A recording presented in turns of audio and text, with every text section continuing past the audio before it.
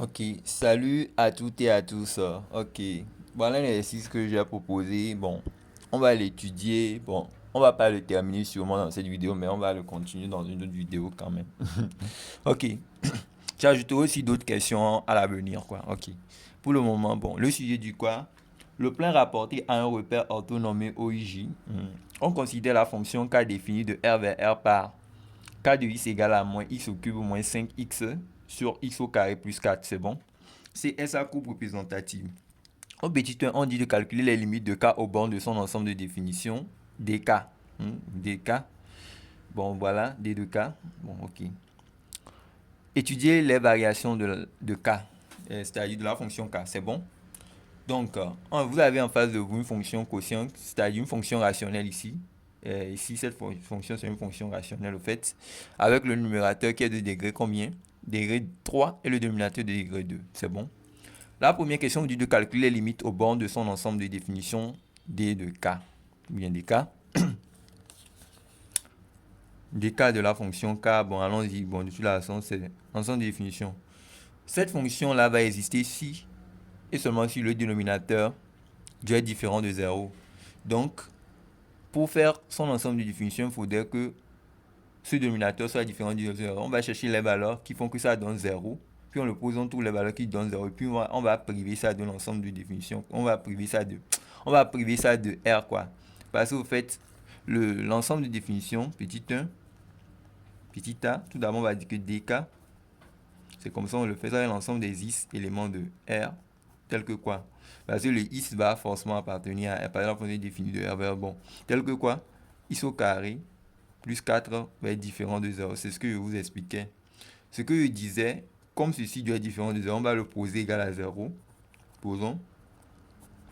Is au carré plus 4 égale à 0. On va voir si on a des éventuelles solutions qui font que ça s'annule. Et maintenant, on va le priver de notre R là, en fait. C'est clair, non? Si on ne trouve pas, alors, bon, on dit alors que c'est R, l'ensemble de définition d'office. Donc, allons-y. Ça, là, ça implique quoi? Is au carré plus 1. Suivez bien attentivement, hein. Is au carré plus combien? Plus 4 égale à 0. Ça implique is au carré égale à combien? Moins 4. Ce qui est vraiment absurde. Pourquoi je dis absurde? Parce que dans l'ensemble, que bon, le is au carré en réalité c'est un nombre qui doit être positif, supérieur ou nul. Ça veut dire car, quel que soit is élément de grand R, vous devez savoir que is au carré doit être supérieur ou égal à 0. C'est-à-dire tout nombre élevé au carré est positif ou bien soit le nombre est nul en question. Donc c'est ça.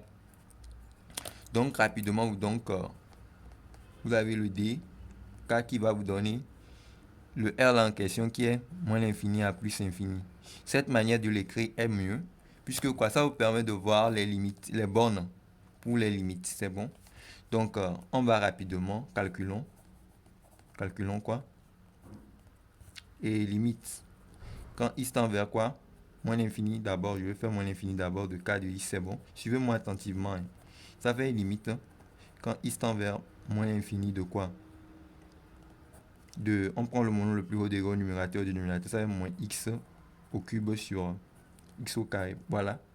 Le monome le plus haut des... La limite à l'infini d'une fonction quotient, ça va être le monome le plus haut des gros numérateur sur le monome le plus haut des gros dénominateur. J'espère que vous comprenez. Donc, limite, quand i tend vers moins l'infini de quoi? Vous allez voir si vous pouvez simplifier. Oui. Il y a moins x au cube qui est égal à moins x fois x au carré. Maintenant, divisé par x au carré. Suivez bien, écoutez bien attentivement ce que je dis. Donc, il reste moins x ici, passant en simplifiant par x au carré. Donc, rapidement, vous êtes en mesure de me donner la limite. Donc, vous allez juste remplacer le moins l'infini là ici, hein, ceci. Le x vaut moins l'infini. Donc, remplacer moins l'infini ici. Donc, ça va être moins l'infini fois moins, ça fait plus l'infini. C'est bon? Le signe moins fois le plus, c'est le signe plus, ça fait le signe moins fois le signe moins, ça fait plus, c'est bon, c'est clair, non? Moins fois moins, c'est plus, c'est pour ça, ça fait plus infini, c'est bon. En remplaçant ici, je vais vous écrire sur le crayon pour que vous voyez bien. Je vais chercher mon crayon. Donc ici, c'est-à-dire que vous remplacez moins l'infini ici, vous allez voir que ça fait moins fois moins, ça fait plus, c'est pour ça, c'est plus infini. J'espère que vous avez compris. Donc, ça fait la limite quand i tend vers moins l'infini de k de i, c'est ce que ça donne. Et vous encadrez le résultat là. Donc, vous allez faire le même scénario pour plus infini. Donc, calculons ensuite. Vous allez l'écrire, moi je l'ai dit. Écoutez bien attentivement tout ce que je dis, hein. Limite quand x tend vers plus infini de k de i, ça vaut quoi?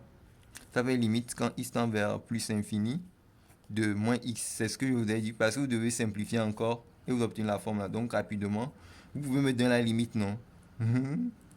Ça fait moins l'infini. J'espère que vous savez pourquoi c'est moins l'infini, non? Parce que vous allez remplacer ici par quoi? Par plus l'infini, c'est bon.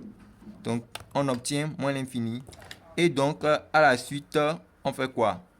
On fait quoi? Donc ce qu'on va faire maintenant, la première question, on vient de l'achever comme ça. C'est clair? Et c'est à cause de l'explication, j'ai fait ceci là. Donc bon, c'est pour vous expliquer. Donc bon. Maintenant, on va faire le petit b. Au petit b, on dit d'étudier les variations de k. Quand on vous demande d'étudier les variations de k, ça veut dire que vous devez faire quoi d'abord?